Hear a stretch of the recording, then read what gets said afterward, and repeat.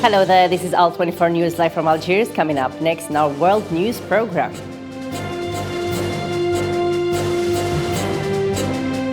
Commercial airlines around the world cancelled more than 4,500 flights over Christmas weekend as an increasing wave of Omicron variant cases created greater uncertainty and misery for holiday travelers. Plus,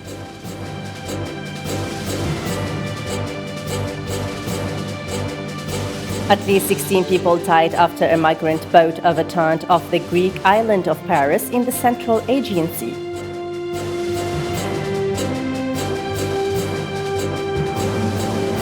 Also coming up, Yahya Jammeh, ex-president of Gambia, found guilty of a series of different crimes, including murdering civilians, torture and rape.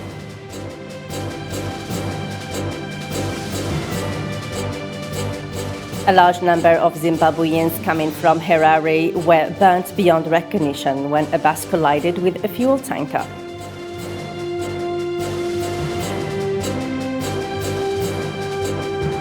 And Iran's parliamentary Islamic Revolutionary Guard Corps has fired 16 surface-to-surface missiles at the close of 5 days of military drills. Commercial airlines around the world cancelled more than 4,500 flights over the Christmas weekend as an increasing wave of Omicron variant cases created greater uncertainty and misery for holiday travelers. Zahra Farjani reports.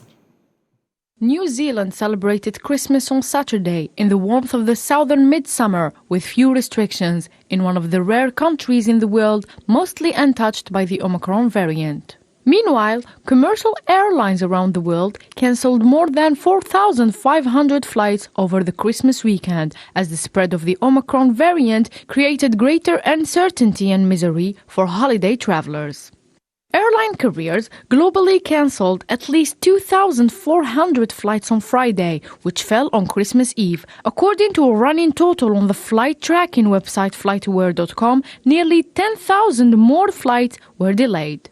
The website showed that 1,779 Christmas Day flights were called off worldwide, along with 402 more that had been scheduled for Sunday. FlightAware data showed that the commercial air traffic within the United States and into or out of the country accounted for more than a quarter of all the cancelled flights over the weekend. Among the first U.S. carriers to report a wave of holiday weekend cancellations were United Airlines and Delta Airlines, which revoked nearly 280 flights combined on Friday alone, citing personnel shortage amid the surge of the COVID-19 infections. The coronavirus cases have surged in the United States in recent days due to the highly transmissible variant Omicron. New York reported more than 44,000 newly confirmed infections on Friday alone, crushing the state's daily record.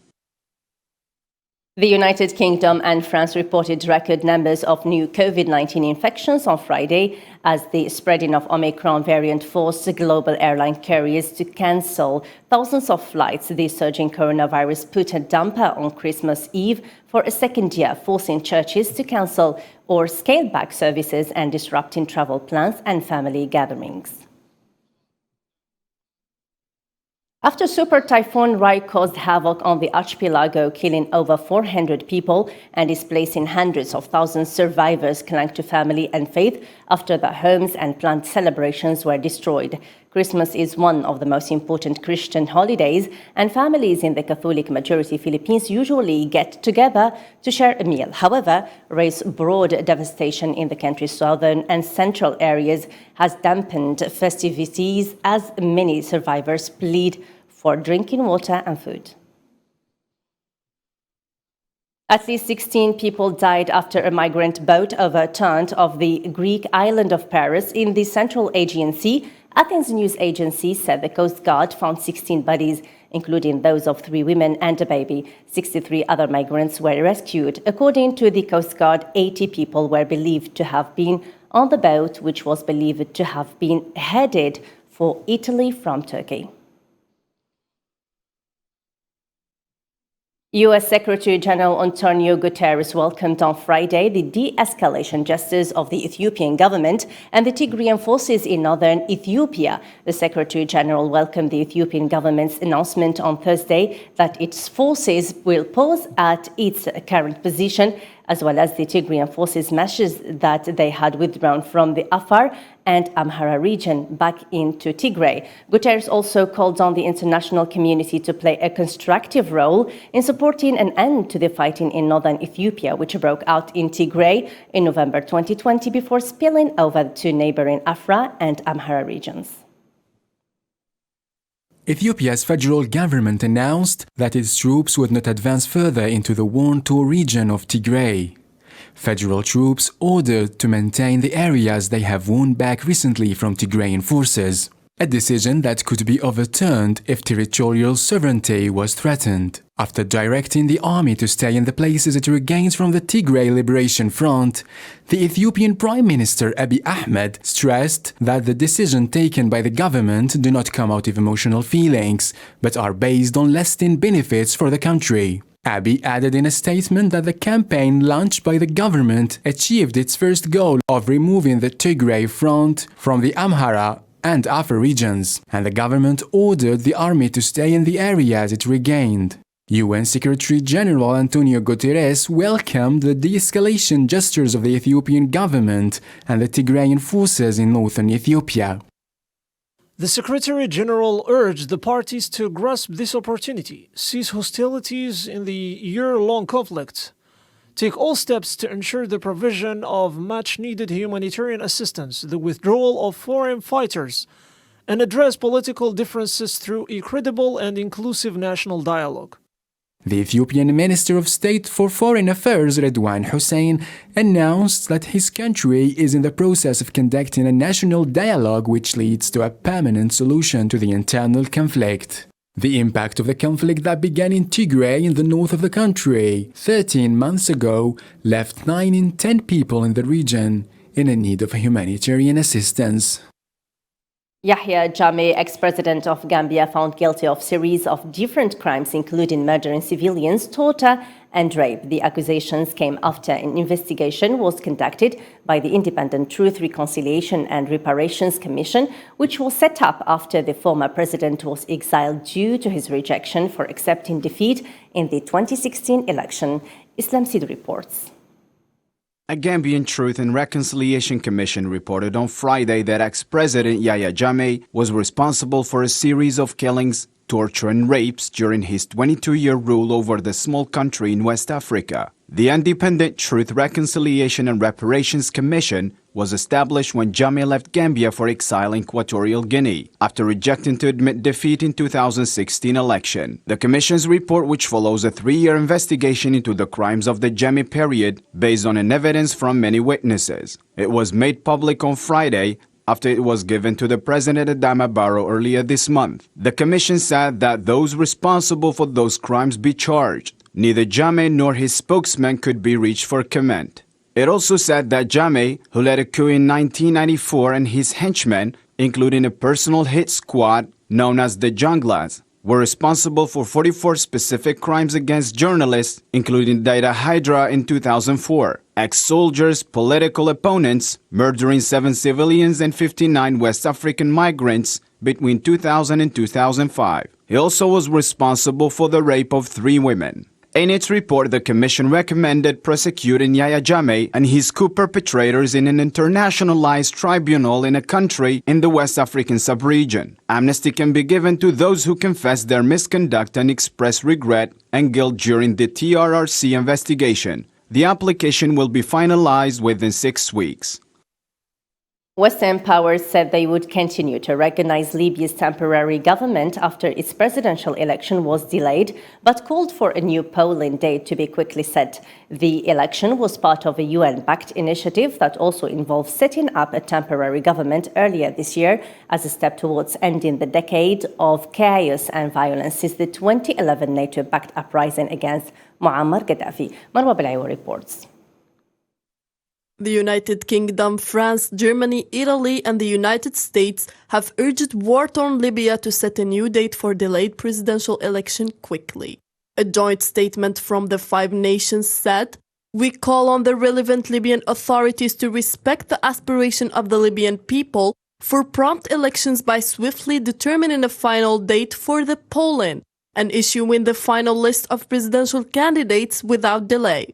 Earlier this week, Libya's parliament said Friday's planned presidential election would not go ahead, leaving the internationally backed peace process in chaos and the fate of a temporary government in doubt. The vote was intended to mark a fresh start for the oil-rich North African country. The Electoral Commission proposed pushing back the voting date by a month to January 24th, confirming a delay that had been widely expected amid disputes over the rules, including the eligibility of several divisive candidates. However, there is no wider agreement yet on the proposed date. Libya's parliament said in September it would not recognize the temporary government of national unity beyond December 24th. But the statement by France, Germany, Italy, Britain, and the US said it should stay in place. The British embassy later tweeted that it continued to recognize the government of national unity and would not sanction any attempt to set up a breakaway government. UN Special Advisor Stephanie Williams said, "I have heard time and again the overwhelming desire of Libyans to go to ballot box to determine their future and to end the long transactional period through the holding of inclusive, free, fair, and credible elections. I have also heard their genuine hopes that elections must be part of the solution and not part of the problem in Libya, as also noted by the Secretary General." Libya's parliament has set up a committee to propose its own roadmap forwards on Monday and to debate a new timeline for elections. And now Sudan restricted internet ahead of planned mass protests Saturday against a military coup as security forces deployed across Khartoum, blocking key bridges connecting the capital to suburbs. Khartoum's state governor has warned that security forces will deal with those who break the law and create chaos. Activists who use the internet for organizing recent mass demonstrations had planned the latest in series of street protests for Saturday. 2 months on scene, generals launched their October 25 takeover. Military Chief General Abdullah Fattah al-Burhan held civilian leader Prime Minister Abdullah Hamdok under effective house arrest for weeks, but reinstated him on November 21. The move alienated many of Hamdok's pro-democracy supporters, who dismissed it as providing a cloak for legitimacy for Burhan's coup. Protesters online have called for fresh rallies, encouraging supporters with slogans "No negotiations with the army" and demanding the soldiers back to barracks. The bridge connecting Khartoum across the Nile River to the cities of Omdurman and North Khartoum were blocked since Friday evening. Security forces also blocked the main street in southern Khartoum, where the protest organizers were planning to hold the demonstrations. Recent protests have seen thousands gather at key government buildings, including outside Parliament, the Presidential Palace, and the Army headquarters. Many Nigerians will spend their holidays in harsh conditions as prices continue to rise, an economic situation caused by decades of insecurity in one of the richest countries in the African continent. More with Nabil Khazini. Despite an indication of a healthy economy for the past 20 years, Nigeria remains at the headquarters of poverty in the world. 87 million Nigerians live in extreme poverty, which makes 41%, almost half of the population, living in poor conditions. An individual is considered poor in Nigeria when their earnings are less than 137,000 naira a year, which equals to $361. We have 10:1 of the increase in price. During the festive season, Nigerians are battling with the prospect of a bleak Christmas and New Year season, as the rise in prices of food items and transport fares worsened across the country. The average fare paid by commuters for journeys by motorcycle per drop stood at 500 naira during this period. This represents a 58% increase compared with the prices in November. One of the several factors that led to the rich Nigeria to be in a hard economic situation is security. Nigeria has been battling with security challenges for over a decade, leading to the deaths of tens of thousands of people. Nigeria's President Muhammadu Buhari said that he believes that without addressing the problem of security, the country's economy cannot grow. Nigeria is widely regarded as an African powerhouse with abundant natural resources and a dynamic young population. The country has long played an important role on the continent, and it has the potential to be a wider global player in the coming decades. A large number of Zimbabweans coming from Harare were burnt beyond recognition when a bus collided with a fuel tanker while the bus driver was trying to avoid a pedestrian who was drunk thereby in the country's Manicaland province. Some people have died and some were left with serious injuries. People were burnt beyond recognition. Only 7 out of dozens of passengers were pulled out of the inferno with serious burns. Opposition parties in Colombia have raised their voices against the security bill passed by the Senate, saying that it doesn't only claim to guarantee citizen security, but also violates the constitution, criminalizes social protest, and hands out licenses to kill. Zahra Ferjani on what follows. Human rights group says Colombia's controversial security law violates human rights, and the opposition says they will challenge it in the Constitutional Court. The law claims to guarantee citizen security with tougher penalties, but critics says it violates the Constitution, dangerously expanding self-defense laws, among other provisions.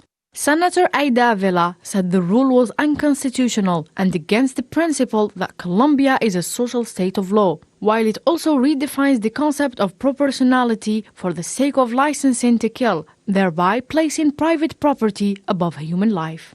Avila also denounced that the new norm would modify the current legislation so that the presumption of innocence and legitimate defense exists in advance in any circumstance involving a member of the public force. The bill was proposed by the Ministers of Justice, Interior and Defense, citing the need for strengthening citizen security. According to the Minister of Interior, Daniel Palacios, the regulation seeks to give greater tools to judges to punish violent people. The bill also increases penalties from 50 to 58 years and 3 months in jail for aggravated homicide by a public servant, regardless of whether active or retired, a journalist, a judge, a human rights defender, or a member of a political or religious organization.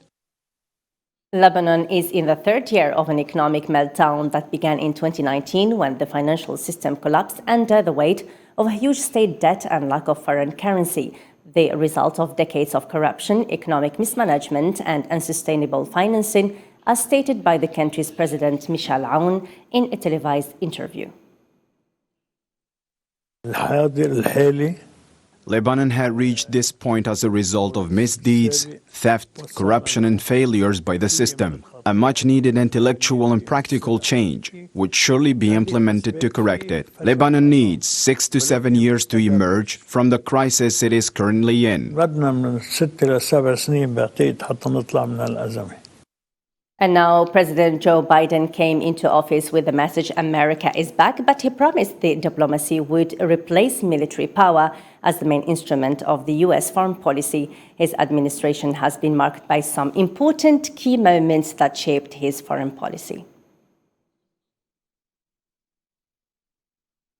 Iran's paramilitary Islamic Revolutionary Guard Corps has fired 16 surface-to-surface missiles at the close of 5 days of military drills. An Iranian military chief said that the military exercises were a response to massive but pointless threats from Zionists. Iran conducted these drills in the Persian Gulf amid concerns over possible plans by Zionists to attack Iranian nuclear sites.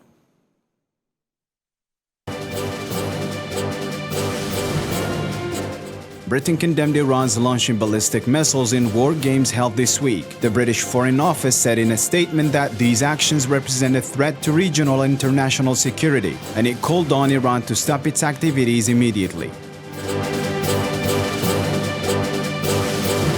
A satellite of a private U.S. company has captured images that reveal Russia has continued to reinforce its forces in Crimea and near Ukraine in recent weeks, as it continues to pressure the United States to talk about its security guarantees.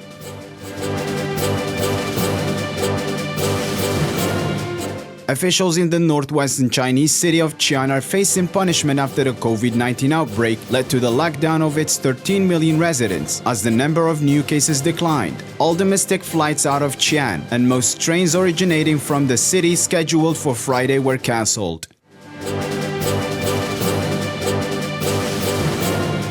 A policeman has killed 4 fellow officers and injured 3 others in a shooting at a police station in Sri Lanka. A police statement said the incident took place in the former war zone in eastern Sri Lanka on Friday night. Among the injured taken to hospital was the officer in charge of the police station. Mali's government has denied the presence of Russian armed forces in the Western African country after 15 Western powers accused Russia of providing material support to a deployment of Russian-backed Wagner Group to Mali, where the government is battling rebels. Russian President Vladimir Putin has said the Wagner Group does not represent the Russian state, but that private military contractors have the right to work anywhere in the world as long as they do not break Russian law. And we have just followed some world news in a report that was prepared by Sid Islam. And now moving on to another story. Hundreds of migrants are still camping in Belarusian warehouse, hoping for a future in Western Europe as the year draws to a close. Hussein Bekin reports. Thousands of refugees, including Syrians, are still stuck in a factory on the borders of Belarus and Poland, hoping to reach Europe. Refugees and migrants refuse to return to their countries, justifying this by saying that they paid thousands of dollars to reach Belarus. This coincides with the continuing work of volunteers from the International Organization of Migration to register the names of those wishing to return to their country. Poland, on the other hand, is accusing Belarus of conducting a hybrid war. We know this is a fully planned operation, which aims to disrupt the sovereignty of our country. Lukashenko's regime uses civilians as weapons of hybrid war. For months, the crisis of migrants stranded at the Belarus-Polish border has continued, with attempts to cross the Polish border, confrontations with the border forces, and protests over the deportation decision, as well as demands for a humanitarian corridor to the European Union. A Moscow court fined Google approximately $100 million on Friday and said Facebook's parent company did not remove content prohibited by local law because Russia was trying to increase pressure on technology giants, in addition to Meta, which is $27 million. Islam Sida reports. The Tagansky District Court ruled that Google repeatedly failed to remove the banned content and ordered the company to pay a fine of about 7.2 billion rubles, which is around $98.4 million. Later Friday, the court also fined Meta with 1.9 billion rubles. That is equivalent to $27.2 million for failing to remove the banned content. Russian authorities are steadily increasing pressure on social media platforms for failing to remove content related to substance abuse, weapons, and explosives. Earlier this year, authorities criticized tech companies for not eradicating unauthorized protests in support for imprisoned Kremlin critic Alexei Navalny. Russian courts have imposed small fines on Google, Facebook, and Twitter earlier this year. The decision of the Moscow court on Friday was the first to calculate the number of fines based on income. Russian officials have also demanded that foreign tech giants store personal data of Russian citizens on Russian servers, threatening to fine or ban them if they do not comply. Alexander Kenstein, chairman of the Information Policy Committee of the House of Representatives of the Russian Parliament, said huge fines should send a clear message to all IT giants. He added that Russian law provides for other forms of punishment for violating court orders, such as slowing traffic or a complete closure. And finally, we wrap up our news edition with some cultural news in this report. As the year is about to end and the holiday season is here, let's see a list of the best movies and TV shows of the year. Starting with TV shows, Friends: The Reunion reunited together once again on screen after 17 years. Many of us were desperate because of the pandemic and hoped for a bit of comforting nostalgia, so the Friends reunion did not disappoint, despite taking a long time to arrive. Everybody, that's another thing that you don't. Seeing all 6 stars on the original set, as well as their table reads of classic episodes, gave us goosebumps. That's a lot of information to get in 30 seconds.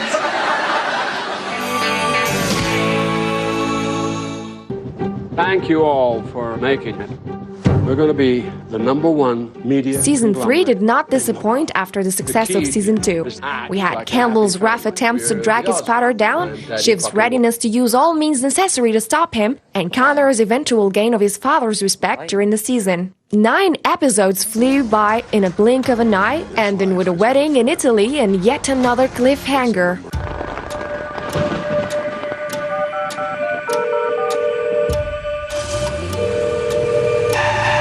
The show, which explores South Korea's socio-economic disparities, smashed Netflix viewing numbers. Squid Game kept viewers interested and will eventually return for another season. Even if the series may not be everyone's favorite of the year, especially given the ending, which may have left some a little cold, but it has left a massive impact. And Move 23.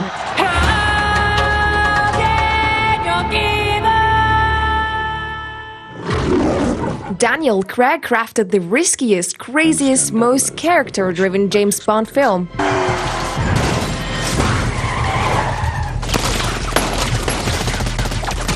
With the help of Cary Joji Fukunaga and Phoebe Waller-Bridge. You ever flown like this? No. The wait for the movie No Time to Die was well worth it.